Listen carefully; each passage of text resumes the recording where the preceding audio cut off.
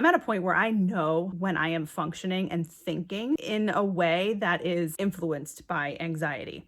So today, it showed up for me as sort of this recurrent story that I tell myself, or I have been telling myself since I was a kid. And it's not even a story in the sense that there are words to it, but it's more belief, a belief system that I have inside of me that I have healed a lot. But our old wounds, our old conditioning, it still lives inside us even when we are deep into the healing process.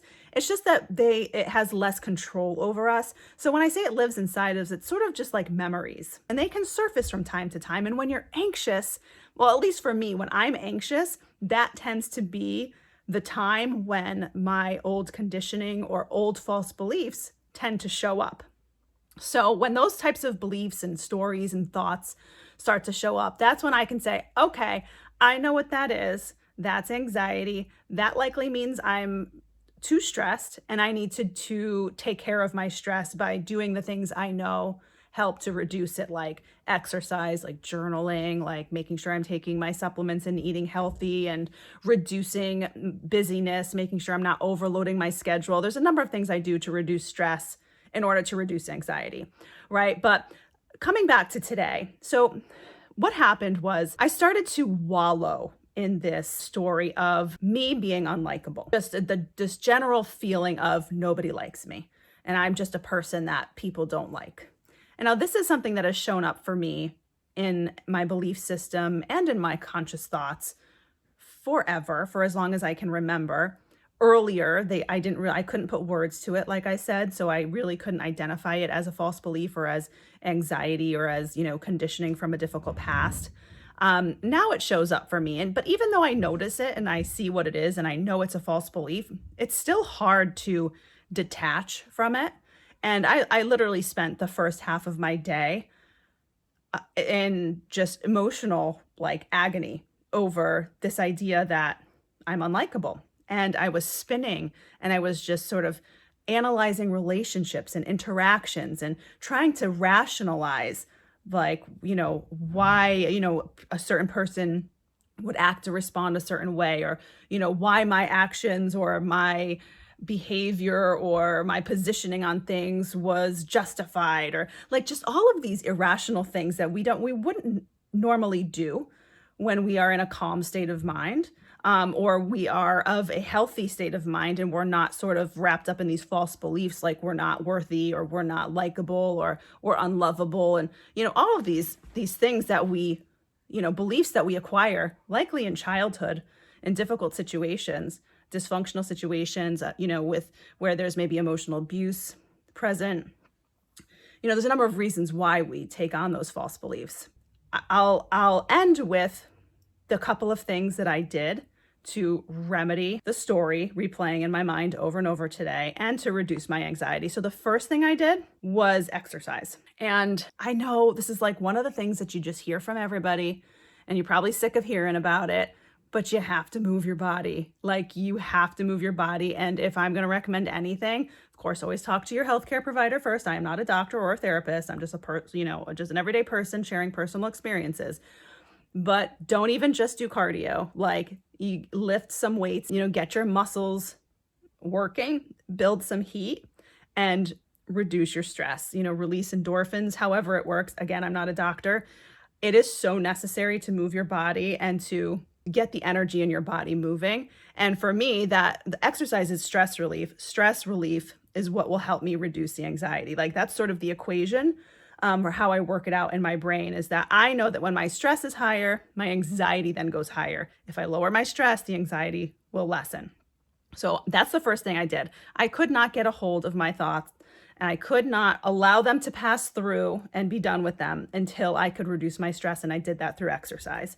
Okay. And then for the rest of the day, once I was in a more calm, state of mind, and my anxiety was starting to subside a little bit, I started just reminding myself of the truths that I know because I have been healing and growing as a person. And one of those truths is that no one else gets to decide your worth. Our worth is innate, and the type of person we are we know that and we get to decide that ourselves. People only know certain parts of you. You have a different relationship with everyone, and there are probably only a handful of people who spend enough time with you to really be able to see like who we are as a person from like a 360 degree perspective. So the idea that I would be unlikable and that nobody, you know what I mean? That or that just it's not a possibility, right? It's just ridiculous because no one aside from a handful of people know me that well to be able to judge, right? So it's a completely irrational thought.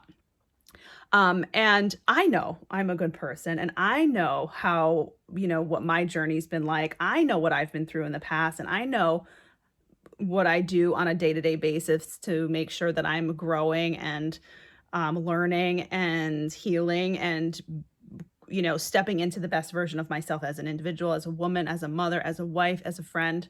I know those things, and that's what matters.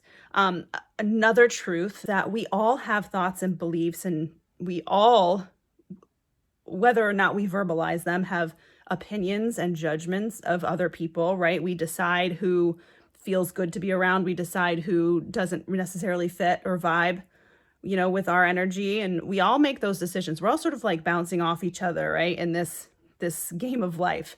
And, we have those thoughts, other people have those thoughts, and that's sort of part of life. And as long as we are doing our best to be kind and respectful and to contribute to society and to, be the best version of ourselves, for our families, and for other people, there's really nothing else to it, right? Worrying about the judgment of other people is a completely sort of useless exercise, because we're all sort of going through that process on a day-to-day basis. It's one of the things that keeps us alive. It helps us decide if someone is safe or not unsafe. And it's just part of who we are as humans. And it's a normal part of our interaction. So stressing about judgment, it's useless. You would never be able to track or make sense of other people's judgments. And the other part is that everyone's judgments and opinions are based on their own personal experience. And usually it's just a mirror of how they feel about themselves. So it's just impossible for any of that information or data to be accurate. And the last piece that I wanted to ground myself on is the fact that our goal shouldn't necessarily be to be likable. We hope that throughout the course of our lives, we are able to form authentic connections with people and meaningful mutual relationships with people, and to have meaningful, safe community, and, to have a give and take with society that feels good and joyful and fulfilling. But just the singular thought of I want to be likable doesn't really get you very far. What we should be striving for is I want to be authentic. I want to be the truest version of myself. And if you're aiming towards likability, chances are you're not also aiming towards authenticity. If we're acting in a way that is attempting to gain likability, then we're probably not being our true selves. We're acting in a way to garner a certain reaction, or certain opinions from other people, right? So anyway, everything that I just went through is just proof that this is, the idea of being unlikable is a false belief, no matter which way you put it. And it's not something that we should worry about, because it's not sort of the parameter that defines whether we are good and worthy. That is innate to us, right? And these thoughts, these false beliefs, negative thought processes, a lot of times only come around when we are feeling down on ourselves or when we're anxious, right? And, anxiety is something that we have to deal with, and everyone has their different methods for dealing with it. Doctors, therapists can help. Again, I'm not one of those, just person sharing, personal stories, but we have to deal with the anxiety so that it's almost like quieting the noise so that we can see through and we can see clearly what we're actually dealing with. But the anxiety could just create so much noise and chaos in our brains and in our entire bodies, actually, that it's hard to translate what we're thinking, what our thoughts are, and why we're telling ourselves stories and getting wrapped up in irrational fear and worry. So I just wanted to share that with you today. I know so many of us deal with anxiety, and it's really great to share stories just to so other people can feel connected and heard and seen. And you are definitely not alone. Trust me, I'm right there with you. So that's what I want to share with you guys today. Don't forget to subscribe to the channel so you get my daily vlogs. I release them every day at 5 p.m. And, leave a comment below, hit the like button, and I will catch you tomorrow. Thanks a lot.